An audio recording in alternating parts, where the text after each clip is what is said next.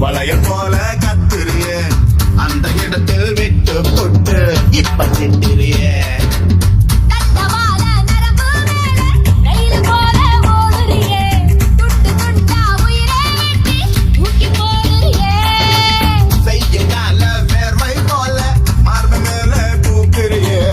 எந்த கண்ணின் இமையை திறந்து எட்டி பார்க்கிறியே